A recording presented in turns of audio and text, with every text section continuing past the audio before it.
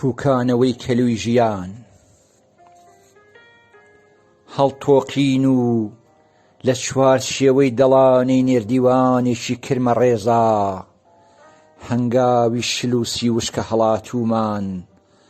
داوێنی سەرکەوتنێکی شەوارە بووی بۆ نەگیرا هەڵدێردراین کەوتین بەسەر ڕەوەزی سەدەی باڕووتە کرمی دووکەڵ لە چاومانەوە بارین و ئەرزی لە قەدحەی خەمگیرا و یان خەوگیرا و ڕانەچەنی بۆنی تفتی گنخانی خاک پەرەگر بوو پڕ بوون لە بۆن گەروی خۆر و لوتی مانگ و ئامێزی با کۆشی مێرگ و قژی دار و سنگی چیا زاری گوڵ و خوڕجی کانی و باوشی دەریا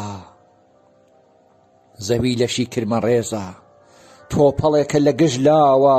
گوگلێنە و کرم و خۆرت دەمیان لە برینی ناوە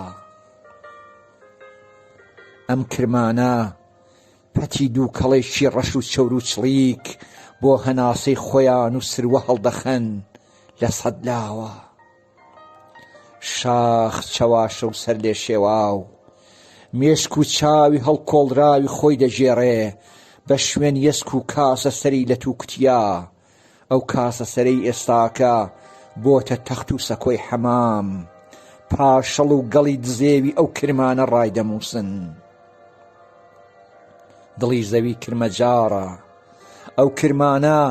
گوێ هەڵناخن بۆ گریانی زەردی شاخ و بۆ هەنیسکی سووری زەوی بۆ کڕوزانەوەی مەل و زریکەی بەر لە سووتانی چرۆی هەنار چاوڕاناخن بۆ دیتنی فرمێسکی مەییوی کانی و خوێنی وشکەڵاتوی ڕووبار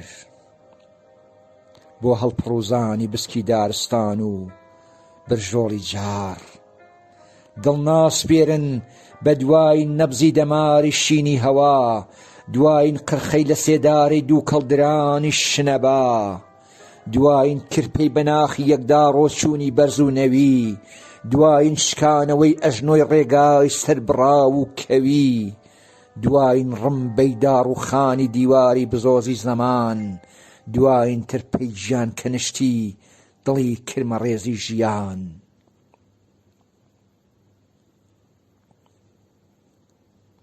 جەستەی زەوی کرمە ڕێزە جەستەی زەوی کرمە ڕێزە جمەی کرمە و هەلا هەلابوونی باڵای سەوزی چیا جمەی کرمە و توا توابوونی لەشی تەرچکی گیا جمەی کرمە و ئاژن ئاژن بوونی کوڵمەی شلکی گەڵا جمەی کرمە و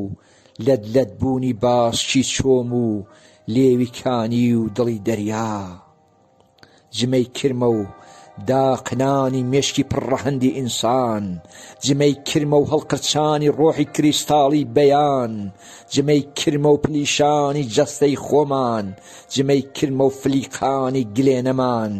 جمەی کرمە و کرمە کرمی ئێسکی خۆمان جمەی کرمە و پوکانەوەی کەلووی ژیان جمەی کرمە و جمەی کرمە و